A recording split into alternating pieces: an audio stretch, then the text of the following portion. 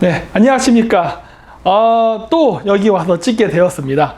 최근에 그 개천절이랑 한글날이 있었지 않습니까? 그래서 오늘 제목을 제가 한글 창제하고 개천절로 정했습니다. 요거는 제가, 요렇게 보여야겠구나. 이번에 했던 10월 8일 했던 방송에서 이렇게 썼는데 개천절까지 포함을 시켜서 했습니다. 여기서 제목을 어떻게 뽑을지 전 모르겠어요. 하지만 내용은 그 두 개가 나올 겁니다. 네, 그래서 오늘 재밌는 음모론도 살짝 집어넣겠습니다. 역사에 또 음모론이었으면 또 맛이 안 나죠. 자, 요거 그 한글 창제를 어떻게 만들었나는 제가 예전에 했던 게 있습니다. 그 영상을 한 번 더 참조하시면 좀 더 세세하게 했으니까 보시면 되고요. 그 카카오 TV라는 게 있어요. 그 카카오 TV에 가서 몽골 박사로 치시면 나옵니다. 그러면 한글 창제의 원리라고 요 제목으로 해서 길게 한 게 있으니까 그거를 참조하십시오. 왜냐면 오늘 세 파트로 나눠서 합니다. 그래서 1시간 동안 세 파트를 얘기하다 보니까 다 이야기를 못할 것 같아서 참조하라는 거고, 카페 오셔도 나중에 볼 수 있으니까 하실 수 있으면 와서 보시고, 저희 카페 신청하셔도 바로 등록이 안 돼요. 그 질문에 굉장히 성실하게 답변을 해주셔야지 건성건성 대답하시면 저희가 또 안 받아줍니다. 예, 그러니까 참고하셔서 하시고, 뭐 이런 거랑 상관없이 그냥 카카오 TV라든가 페이스북에서 활동하니까 뭐 여기 꼭 굳이 회원 가입 안 돼도 보실 수 있으니까 그쪽으로도 많이 참조해 주십시오. 자, 그럼 이제 본론으로 가겠습니다. 개천절, 하늘 뚜껑이 열린 날이죠. 한자로만 본다면. 네. 그래서 그 개천절이 그러면 과연 무엇일까? 물론 우리나라는 다 알고 있지 않습니까? 뭐 이제 그 고조선 건국에 대한 신화가 있는 날, 그런 날로 다 알고 있는데, 저는 요걸 조금 더 심도 있게 파봤습니다. 개천절이 언제입니까? 10월 3일이죠.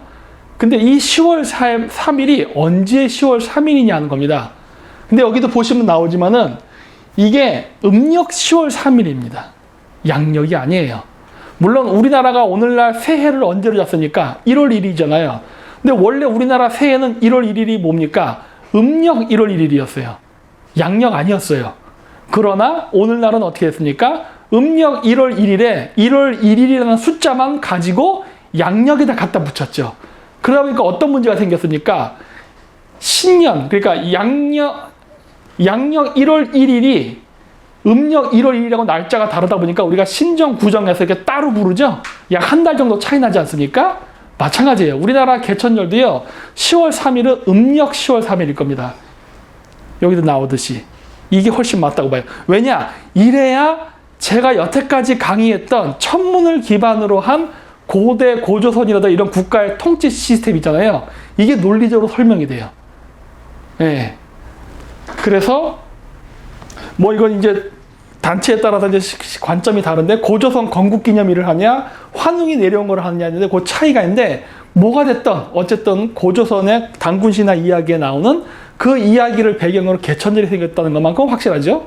그리고 그 날짜가 10월 3일인데 이거는 음력일 것이다 라고 저는 보고 있습니다. 자, 이게 2021년 10월 3일 개천절입니다. 요때죠. 요때가 10월 3일이에요. 근데 음력 기준으로는 이때가 8월 27일입니다. 그러면 개천절이 아닌 거야. 우리가 알고 있는 의미의 개천절은. 왜냐? 요 10월 3일은 아까 신정, 구정 얘기한 것처럼 숫자만 따온 겁니다. 원래 음력 10월 3일이었던 거를 양력 10월 3일로 갖다 붙인 거야. 그러다 보니까 어떻게 돼요? 실질적으로 이날은 음력으로 8월 27일이 나오는 거예요. 이거 지금 왜 이런 얘기를 하는지 들어보시면 알아요. 다 이유가 있습니다. 자,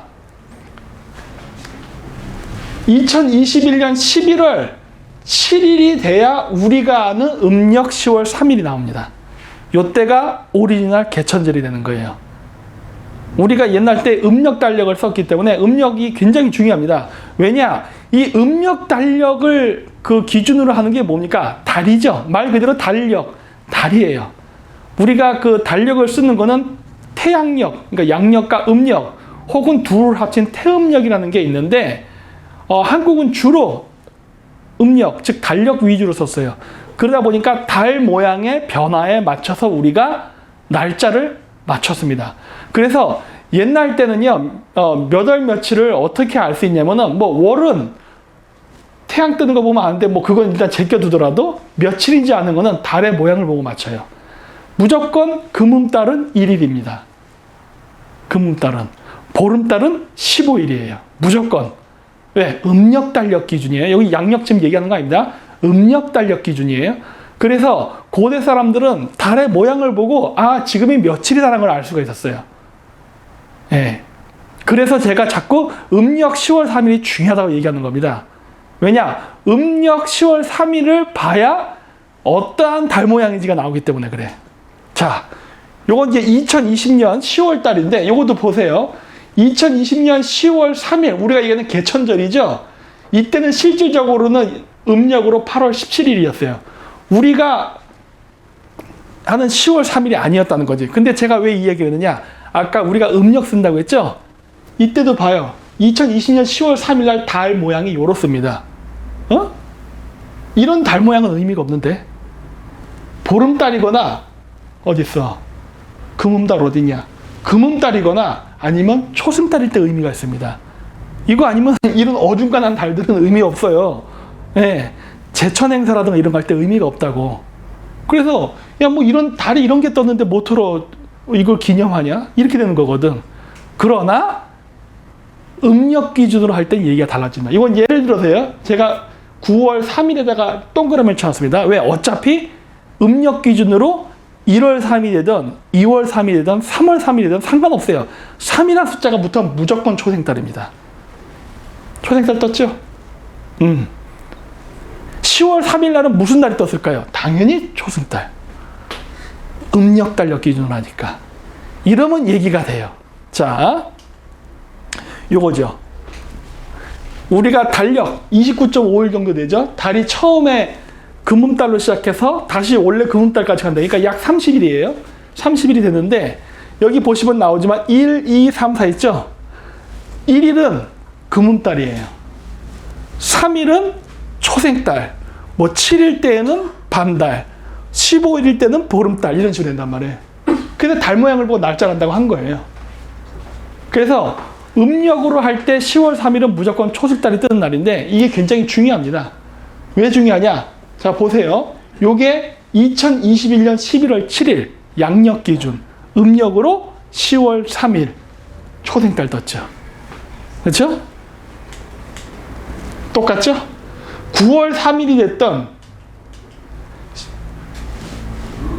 10월 3일이 됐던 음력으로 똑같이 초생달이 뜹니다. 이게 중요하다는 거예요. 초생달이 뜬 날에 건국을 했구나. 근데 여러분 그 이야기 있을 겁니다. 옛날 때 그 삼국사기인가 삼국유사인가에 보면 그 얘기 나오잖아요. 백제는 보름달이요 신라는 초생달이다. 이러한 그 점괘가 나왔는데 처음 점쟁이가 해석을 백제는 보름달이 다 됐으니까 이제 앞으로 쇠하는 것만 남았고 신라는 초생달이라 했기 때문에 앞으로 번성해서 백제를 능가할 것 저때 죽여버렸다 그러잖아요. 다음번 점쟁이 해서 불렀더니 죽지 않기 위해서 초생달은 보름달보다 조그마니까 백제가 더 앞으로 잘 나갈 겁니다. 이렇게 점괘를 냈다 이런 얘기가 나오듯이 초생달이라는 것은 떠오르는 시작한 이라는 의미가 있어요. 그러면 개천이라는 의미가 맞지. 예, 초생달이 그런 의미를 갖고 있거든요. 자, 그래서 2021년 11월 7일, 즉 음력 10월 3일 날은 이렇게 떴습니다. 보름달, 금성. 오, 괜찮네. 그림 괜찮네. 이렇게 뜨면은 그림 괜찮아요. 이거는 물론 이번 기준이에요. 그 BC 2334 기준이 아닙니다. 제가 거기까지 돌릴 수 있는 첨부 프로그램이 없어서 그냥 이번 기준만 딱 했어요. 근데 금성은 되게 중요한 별입니다. 왜냐? 금성이 천송강림의 핵심이기 때문에. 제 그 강연 많이 보신 분들은 아시죠? 제가 금성을 얼마큼 중요시 여기는가. 금성이 바로 태양과 달의 일식, 즉 하늘의 아빠와 하늘의 엄마가 합궁을 통해서 낳은 자식이다. 그래서 이 금성이 지상으로 내려와서 반신반인으로 다스리는 걸 우리가 소위 얘기하는 종교 지도자 혹은 정치 지도자 얘기한다 했잖아요. 그걸 바로 금성으로 대변한다. 금성이 바로 중앙아시아로 뭡니까? 숄판, 졸본, 철몬, 그 다음에 히브리어로 솔로몬, 우리나라 말에 주몽, 이런 것 등등이 있죠. 그렇기 때문에 자기가 금성을 나타내요. 금성이라는 얘기는 뭐예요? 하늘로부터 내려온 천성강림이라는 소리예요. 이렇게 되는 거죠. 초생달과 금성. 보이죠? 초생달과 금성. 초생달과 금성. 천문여당. 이게 천성강림 다당의 핵심이거든요. 심볼로 보여줄 때. 오늘날은 이게 이제 이슬람의 상징으로 쓰이다 보니까 자꾸 초생달과 금성이 나오면 자꾸 이슬람 문화로 착각하는데 그렇지 않습니다. 제가 얘기했지 않습니까? 물고기 자리 시대의 모든 종교의 심볼들, 기독교의 십자가가 됐던, 이슬람의 초생달과 금성이 됐던, 불교의 만자가 됐던 전부 천문과 관련이 있다. 그렇죠? 나중에 제 거 보세요. 이게 흉노족의 유물입니다. 초생달과 금성. 물론 태양이라고 합니다. 태양인데 뭐예요? 어린 태양. 그러니까 뭐예요? 금성. 보통 그 점성학에서는 금성을 태양의 아들이라고 합니다. 그러니까 어린 태양이지. 그래서 해를 품은 달이 초생달과 금성의 컨셉이거든요. 그래서 이런 유물들이 나와요. 이런 유물들이. 초생달이 뜬 날은 3일입니다. 음력으로. 그렇죠? 개천절하고도 관련이 있네. 자, 물론 몽골의 상징인 국기에서도 소연보에서도 나옵니다. 초생달과 금성. 왜 금성인지 아냐? 탱그리 신화에 보면 탱그리가 금성 머리에 불을 붙여서 들고 다녔다는 얘기를 해요. 그래서 이게 금성이에요. 요렇게 그리나 요렇게 그리나 똑같아요. 이거는 흉노족 때, 이거는 몽골 징기스칸 때부터 지금까지 계속 써온 거예요. 그럼 우리나라에도 이게 있었느냐가 중요해요. 왜? 개천절이 초생달을 상징하는 날 아니에요. 초생달이 뜬 날 하늘로부터 천선이 강림했다. 즉 뭐예요? 금성신이 내려왔다는 소리거든. 그러니까 초생달과 금성은 당연히 나와야 되는 거예요. 그러니까 우리나라 개천절 신화에는 천문학적인 이 현상이 얘기가 돼 있는데 이 심볼이 없으면 안 돼. 이 심볼이 있어야만 되는 거예요. 있느냐? 있습니다. 물론 안타깝게도 한반도에는 없는 것 같고 만주 쪽에. 요건 그때 그 신용화 교수님 그 얘기한 쪽에 나왔는데 그 대문구 문화 유적에서 나왔다는 거. 이게 BC 2000에서 3000년경에 톡이라고 하거든요. 만주 쪽에. 이건 중국하고 전혀 관계없죠. 우리나라잖아요. 우리나라 고조선 아니면 배달환웅 시대 때잖아. 그때 만주잖아요. 그러니까 이건 고조선 유물과 상당히 관련이 깊을 가능성이 있어요. 자, 근데 여기 보면 어때요? 요 그림. 여기 있네. 오. 그렇죠? 요게 있어야지.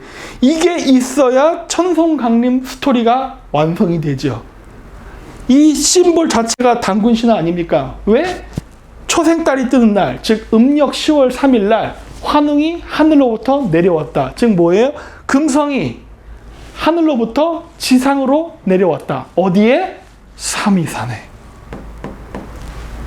여기 다 있잖아요. 저 심볼이 다 들어가 있네. 오! 이렇게 되는 거죠. 자, 그런데 이게 그러면 우리나라에만 있느냐? 천만에만 되죠. 보십시오. 초생달과 금성의 위치에 미트라스라는 신이 있습니다. 미트라 신앙. 이거 저쪽 저 이란 쪽 페르시아인데 거기에도 초생달과 금성. 또 기독교 어때요? 마찬가지. 초생달, 야훼, 금성. 똑같네? 얘는 또 어때요? 사투르누스 신. 자, 이렇게 보이려나? 초생달, 금성. 보이십니까? 그 다음에 이시타르 혹은 아셰르, 아이시스 등등 여러 신으로 불리죠. 비너스의 원형이 되는 신입니다. 초생달. 요렇게도 하지만 요렇게도 묘사합니다. 아줌마가 이 안에도 있지만 바깥에도 있는 걸로 묘사해요. 어차피 그게 그거예요. 똑같은 컨셉이죠? 성모 마리아 어때요? 똑같죠? 왜 이런 공통점이 나타날까? 왜 이런 공통점이 나타날까 하는 거예요. 그 이유야. 우리가 고대 유라시아의 대홍수 이후에 파미르곤에 살았다는 전설이 있다 했잖아요. 그리고 홍수가 끝난 다음에 어디로 간다 했습니까?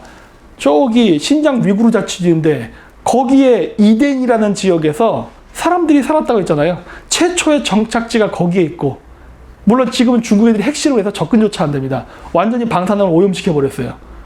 했지만 어쨌든 그랬던 전설이 있는 지역인데 거기가 우리나라 이제 부도지에도 나온 그 배경이 거기죠. 거기서부터 동서남북으로 흩어졌기 때문에 당연히 이 심볼과 컨셉을 가지고 갔겠지. 우리나라에만 왔겠습니까? 이런 사람들이? 개천절 10월 3일 초생달을 상징한 심볼로 하는 게 우리 쪽으로만 막혀서 딴 데는 안 갔을까요? 다 똑같아요, 이거는. 왜? 초생달은 시작을 상징합니다. 개천절 컨셉에 딱 맞는 별이죠. 달의 모양이죠. 그래서 보십시오. 야, 이거 브라질에서 고맙게도 이런 걸 해줬어. 여기서부터 초생달과 금성의 컨셉이 이게 쭉 내려와서 탁 겹치는 것까지 찍었어. 천손강림. 환웅이네. 응? 기독교에다 이거 갖다 붙였네요. 이거 아니야, 이거. 이거 거꾸로 올라가면, 그쵸? 응? 서양이 이슬람이 됐든 기독교가 됐든 뭐가 됐든 전부 다 이 고대 유라시아 유목민족의 이 샤머니즘을 벗어나지 못합니다. 다 그 카드 완전 붙여진 손바닥 아니야. 그 안에서 전부 다 갈라져 나갔다는 게 여기서 보여요.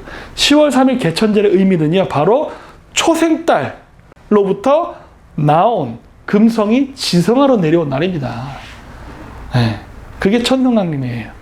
그렇기 때문에 고구려도 처음에 생겼을 때 이름이 졸본부여입니다. 그쵸? 졸본이 무슨 말이에요? 금성. 키르키저어로 졸본은 금성입니다. 그리고 그 건국자 이름이 뭐예요? 주몽. 몽골 말에 뭐라 그랬습니까? 몽골의 남자아이의 이름이 철몬. 의미는 당연히 금성이죠. 국가의 수도도, 국가의 이름도 금성이라고 짓고, 자기 지도자 이름도 금성이라죠. 왜? 하늘로부터 내려온 천롱강림. 이런 사상 때문에. 신라도 마찬가지로 금성이라고 불렀잖아요. 옛날 때 서라벌을. 마찬가지. 다 금성. 그리고 그 연금술에서 태양은 금입니다. 달은 은이에요. 그러면 금성은 뭘까요? 바로 동입니다. 그래서 우리나라 고대에 동관 많이 썼죠? 동관. 왜 동관을 썼을까? 자기가 천자니까. 하늘로부터 내려온. 그러나 나중에 동관이 금관으로 변하기 시작합니다. 왜 그랬느냐? 이거 오늘날 현상에서도 마찬가지예요. 기독교에서 예수를 갖다가 신이라고 믿고 있잖아. 사람인데. 그 사람은 선지자일 뿐이죠. 하지만 오늘날 개신교에서 예수를 신으로 믿죠. 하나님이라고. 하나님은 따로 있잖아. 하나님의 아들이라고 얘기를 하는데 자꾸 하나님이라고 요거 좀 얘기했죠. 왜 그래요? 자기네 종교를 더 우월하고 세게 보이게 해서 신격화시키는 거거든. 그러다 보니까 예수가 처음에는 예수 초기 살았던 시대에는 신의 아들 혹은 선지자라고 불리다가 나중에 죽고 나서는 어떻게 됩니까? 신격화가 돼서 신이 되어버립니다. 석가모니도 마찬가지. 석가모니도 분명히 인간인데 그래서 성인으로 추앙을 받다가 요즘은 어떻게 했어요? 완전히 신격화돼서 불상 앞에서 기도하고 있죠? 뭐 해달라고. 석가모니 사람인데 죽은 사람인데 신격화죠. 마찬가지예요. 우리나라도 이 유라시아의 샤머니즘에서도 처음엔 천성강림 사상 때문에 동관입니다. 나는 하늘로부터 내려온 신의 대리인, 신의 아들이에요. 그래서 금성을 상징하기 때문에 청동을 쓰는데 나중에 가면 어떻게 되느냐? 신격화가 되기 시작합니다. 그러니까 어떻게 돼요? 내가 곧 태양이다. 그러니까 어떻게 돼요? 금을 쓰기 시작합니다. 금관, 금장식. 이게 우리나라도 그렇지만 유럽도 그렇고 전반적으로 유물을 출토해보면요. 청동에서 금으로 변하기 시작해요. 왕에 대한 장신구가. 왜 그러겠어요? 이 철학사상이 변하기 때문에 그렇습니다. 그래서 천자라는 말이 옛날 땐 쓰였지만 나중에 천자라는 말 안 쓰이잖아요. 왕, 황제 이런 식으로 쓰이잖아요. 왜? 이제 그걸 다 끊고 내가 곧 태양, 내가 최고다 이런 식으로 하다 보니까 이렇게 해서 개천절에 대한 거는 이걸로 간단하게 마치겠습니다. 그래서 여러분 머릿속에 개천절의 날짜는 음력 10월 3일이고 초생달을 상징한다고 하고 알고 있으면 돼요. 그리고 초생달과 금성이라는 그 조합이 바로 뭐다? 바로 그 10월 3일 날 하늘로부터 천자가 내려왔기 때문에 그 천자는 금성을 상징하기 때문에 어떻게 보면 개천절의 심볼은요. 초생달과 금성이다예요. 여기 나중에 결론부에서 다시 한번 나옵니다. 잘 기억해 두세요. 자, 그럼 이제 한글 창제의 원리. 알타이계 언어의 변화 규칙에 대해서 해보겠습니다. 일단 그 한글은요. 음양오행입니다. 이 기본으로 이루어져 있어요. 우리가 오늘날 사전으로 이게 볼 때 가나다라 마바사로 되는데 사실 그렇게 가면 안 되고 원래 그 훈민정음 창제 원리에 맞춰서 오행, 즉 기본 다섯음을 기준으로 해야 돼요. 바로 기역, 니은, 미음, 시옷, 이응. 요게 5개의 기본입니다. 그래서 5행이에요. 그리고 여기서 발음이 강해지면 어떻게 돼요? 그, 끄, 크, 느, 드, 르, 뜨, 트, 뭐 이렇게 무, 부, 뿌, 푸. 한번 입을 발음해 보세요. 그러면 아마 같은 장소에서 내가 발음을 세게 하냐 약하게 하냐에 따라서 발음이 변하는 걸 알 수 있습니다. 그래서 발음이 강해질수록 기역에서 획수를 하나 더해서 쌍기역, 하나를 더해서 크 이렇게 변하는 거예요. 니은도 발음이 강해질수록 획수를 하나씩 더해서 디귿, 리을, 뭐 쌍디귿, 티귿 이렇게 미음, 비읍, 쌍비읍, 피읍 이렇게 발음이 강해지다 획수만 더 이렇게 근 겁니다. 외우기 쉽잖아요. 그러니까 기본적으로 5개를 외우면 거기서 파생되는 거는 금방 외울 수 있게 된다고. 이렇게 가르치면 외국인도 아마 더 빨리 배울 거야. 이걸 따로따로 배우려고 하니까 막 머릿속에서 복잡해지는데 이게 기본 5발음이다. 여기서 발음이 강해지면 횟수만 더한다. 이렇게 하면 얼마나 빨리 배울까 하나 아쉬움이 있어요. 사전에서도 이렇게 순서를 잡아놓고 그래야 한글을 공부하는 사람들이 머릿속에 음양오행 개념이 정확히 들어 쓰거든요. 지금은 안 들어서. 그러니까 어떻게 돼요? 한글 따로 배우고 음양오행을 따로 배워요. 옛날 땐 그렇지 않았는데 그냥 음양오행 원리에 맞춰서 한글을 배웠기 때문에 훈민정을 배웠기 때문에 그거를 같이 연동해서 생각하는 게 됐지만 오늘날은 그게 안 됩니다. 근데 이제 이 얘기를 제가 왜 하냐면요. 사투리를 찾았기 때문에 그래요. 사투리. 한글이 이렇게 기역, 니은, 미음, 시옷, 이응이라는 5개의 기본 발음을 중심으로 해서 갈라진다는 걸 알았기 때문에 이거를 기반으로 해서 제가 고대 조선의 발음을 찾아내게 된 겁니다. 고대 조선의 발음. 뭐다? 우리가 얘기하는 조선이라는 단어는요. 음차문자입니다. 아마 주천이라는 단어와 깊은 관련이 있을 거예요. 주천, 뭐 우리나라에서 뭐 주신이라고도 얘기하죠. 뭐 그런 이름이 있잖아요. 다 음차문자예요. 그러한 발음이었을 거예요. 근데 그런 발음들이요. 한자 표기로 굉장히 많이 있습니다. 심지어 숙신이라는 단어조차도 조선하고 관련이 있어요. 그런데 중국 사람들이 이렇게 한자를 다양하게 적은 거를 어떤 사람들은 역사 왜곡 때문에 그러는데 뭐 그럴 수 있어요. 예를 들어서 이렇게 벌레 이름을 집어넣는 거 이런 건 당연히 우리를 비하하려 한 거겠죠. 물론 발음은 그 발음을 쓰되 그런데 이런 한자가 다양해진 데는 여러 가지 이유가 있는데 그 중에 하나가 뭐냐면요. 언어는요. 이미 고대에도 여러 개의 언어가 갈라져 있었습니다. 그리고 한자는 동이족이 만들었지만 여러분 그 동이족이 한국인만 동이족 아니에요.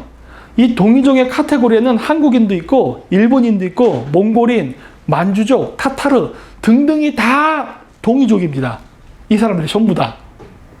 그런데 이미 저 시대 때 수천 년 전에도 이미 언어는 갈라졌어요. 지금보다는 덜 갈라졌겠지. 어쨌든 간에 갈라졌어. 그러다 보니까 어떻게 된다? 발음이 다릅니다. 한자를 쓰는데 한자의 발음이 다르다는 걸 알게 된 거예요. 근데 달라도 규칙이 있습니다. 자, 보세요. 카자흐인들이 자기네들의 조상이 주잔이라고 얘기합니다. 조우잔. 조우잔이라고 부르는데 이 주잔이라는 나라가 중국에서는 로우란으로 발음해요. 그리고 그게 우리가 알고 있는 유연입니다. 한자 여기 써 있죠? 그 다음에 뭐 여기 연연, 예예, 단단 이렇게 쭉 여러 가지 한자가 있어요. 요걸 한국식 발음을 읽으면 어떻게 되냐? 이응계열로 발음이 된다는 걸 알 수 있어요. 연연, 유연, 여여, 예예, 단단. 이 단단은 타타르를 뜻합니다. 타타르도 조선이란 말이에요. 그리고 중국식으로 땐 리을계열로 발음을 한다. 루루, 로우란, 루루, 루이, 루이 이렇게 나가요. 그리고 카자흐로 발음할 때는요. 지읒계열로 나갑니다. 주안주안, 조우잔, 주주, 조우조. 아, 발음 규칙이 있네. 같은 한자인데 발음이 저렇게 변하네. 그건 이 경우만 그러냐? 아니에요. 많은 경우에 그래요. 자, 예를 들어서 제가 그 예전 방송에서 썼던 게 바로 계집여자입니다. 계집여자. 계집여자를 우리는 뭐로 발음합니까? 여자 할 때. 이응. 여자. 우리 이응으로 발음하네? 좋아. 그러면은 중국에서는 계집여자를 어떻게 발음할까요? 여인. 우리 여인이라 발음하죠. 여자 할 때 여인. 여인을 중국 발음을 뭐라고 합니까? 니런 그래요. 니런. 니은 발음이 나와요. 이거 리을인데? 이럴 수 있잖아요. 그러니까 제가 이걸 보라고 한 겁니다. 니은 발음은 어디 계열입니까? 리을. 니런, 리을 계열 발음이죠. 그쵸? 로우란. 같이 움직이네. 자, 그러면 지읒으로 발음되는 계집여자 발음이 존재하는가예요. 계집여자를 지읒 계열 발음하는 데가 있느냐? 있지요. 어디입니까? 일본. 일본에서 여성을 뭐라고 발음해요? 여성. 한자로 여성이라 쓰고 일본 발음으로 뭡니까? 조세. 지읒. 나오네. 규칙 다 나오네. 그렇죠? 이응, 리을, 지읒이 왔다 갔다 합니다. 규칙적으로 변해요. 그래서 이게 한자표기 이렇게 되는구나. 그러니까 발음이 이렇게 달아도 이게 조선이구나라는 걸 알게 된 거예요. 로우란이 조선이네? 이걸 알게 된 거예요.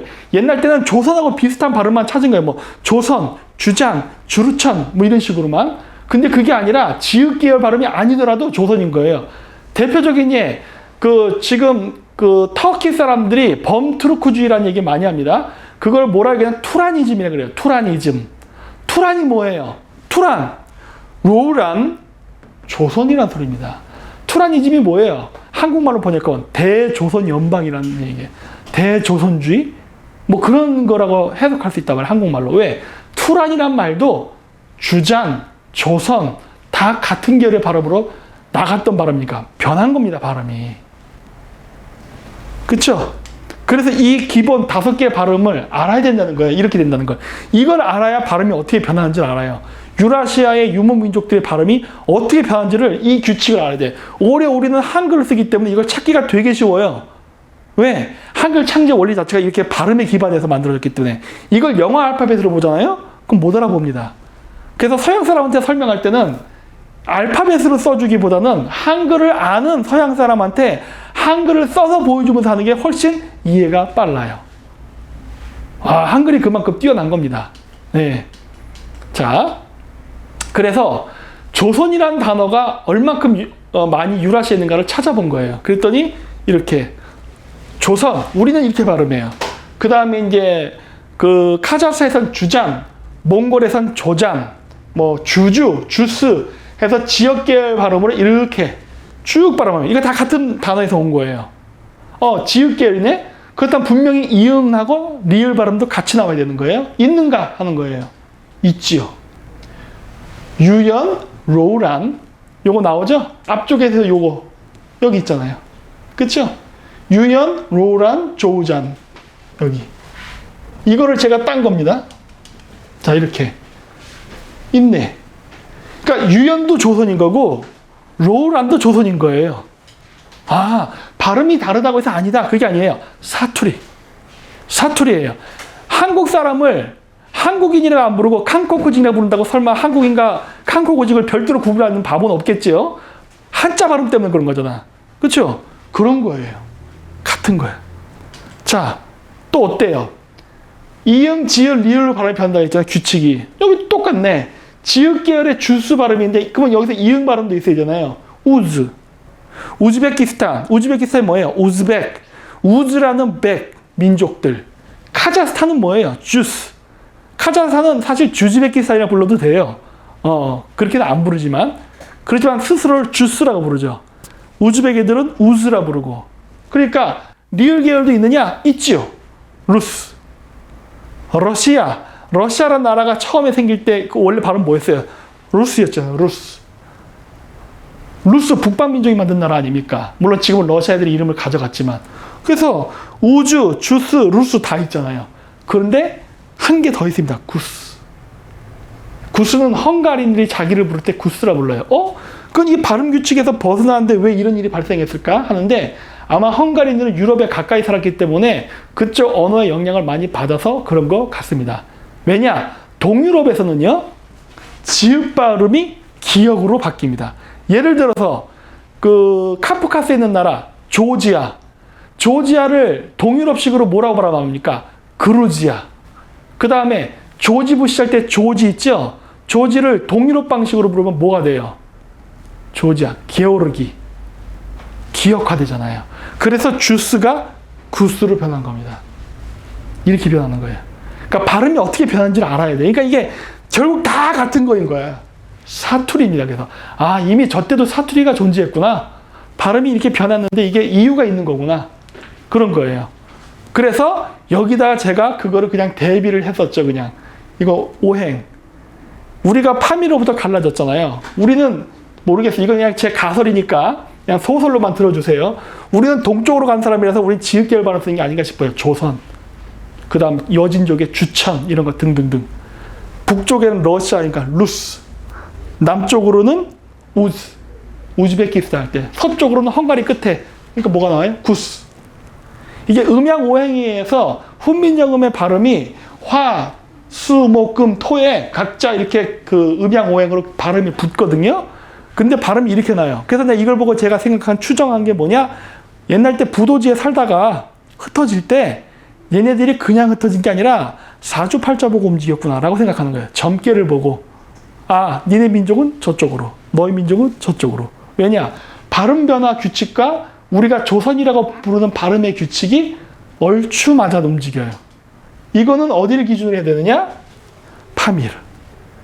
한반도 기준으로 하면 안 되죠. 우리 여기서 왔다고 했잖아.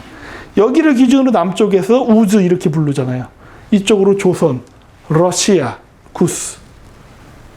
물론 막 나중에 짬뽕이 됩니다, 막. 하지만 전체적으로 보면은 아, 이 사람들이 처음에 움직일 때 음양 오행에 맞춰서 움직였고. 근데 여러분 부도지 보시면은 부도지에도 막 그런 얘기 막 나와요. 복잡하게. 예. 왜냐면 옛날 때 그 한 달에 한 번씩 그 사람들 모아놓고 제천 행사한 다음에 마지막에 아빠 엄마가 얼리리 꼴리리 했다고 했잖아요. 그랬기 때문에 그렇게 해서 임신한 아이들을 샤먼들이 교육을 시켜서 일종의 직업 교육이죠. 그래서 뭐 재상 될 사람, 대장장이, 왕, 뭐 샤먼 이런 거 직업 결정을 해서 직업이 결정돼서 교육이 다 끝나면 그 사람이 어디에 가서 일을 할 것인가 직장을 배정받아야 옛날 땐 그 배정받을 때 어떻게 하냐면 점을 쳤습니다. 우리한테 옛날 때 그런 거 있었잖아요. 그거 뭐였더라? 그 옛날 때 점집에 가서 점 치면은 뭐 동쪽으로 가라 뭐 이런 얘기하고 그런 거 있잖아요. 뭐 이사 갈 때 뭐 남북쪽 방향이 좋다 어쩌고 이런 얘기. 옛날 때 그랬거든. 그러니까 그런 교육을 받고 나면 그러니까 예를 들어 왕 같은 경우도 예를 들어 7월 25일 날 태어났어. 그래갖고 그 이제 왕 제한 교육을 받았다 쳐요. 그건 얘가 제한 교육을 다 받은 다음에 어느 지역에 가서 왕을 할 것이냐를 결정할 때는 샤먼들이 결정해 주죠. 너는 동쪽, 너는 남쪽 이런 식으로 그렇게 움직였습니다. 그래서 이 우리 그 조선 계열로 발음되는 이 사람들이 이렇게 이동한 것이 뭔가 이것과 관련이 있지 않나라고 제가 추정한다 했잖아요. 그 이유가 현재 존재하는 민족 명칭의 분포를 보고 그렇게 제가 추측하게 된 거예요. 아, 이게 점 보고서 움직였을 가능성이 매우 높다. 예. 그래서 아까 그 원리에 의해서 이응, 지을, 리을 이 원리로 발음이 어떻게 변하는지를 보겠습니다. 그 고구려가 건설됐을 때 그 수도의 이름이 홀순골이었어요. 홀순골. 홀순골 혹은 홀본이라 부릅니다. 홀본. 홀순골은 아마 지금 몽골에 있는 헙수굴이라는 이름일 거예요. 헙수굴. 헙수굴은 몽골 저 서쪽에 있습니다. 그럼 거기가 고구려 최초의 수도냐? 아니죠. 지명은 이동할 뿐이야. 몽골 내에만 헙수굴이라는 지명이 2개인가 3개 있습니다. 예. 그리고 우리가 알고 있는 홀순골, 즉 헙수굴은 오녀산성, 저쪽 요뇽성에 있어요. 예. 왜? 이동하면 지명을 갖고 가니까.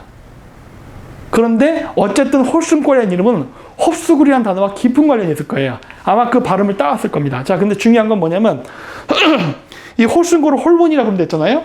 우리나라에서는 한자가 역사책에 따라서 홀본, 졸본, 골본 3개로 발음이 됩니다.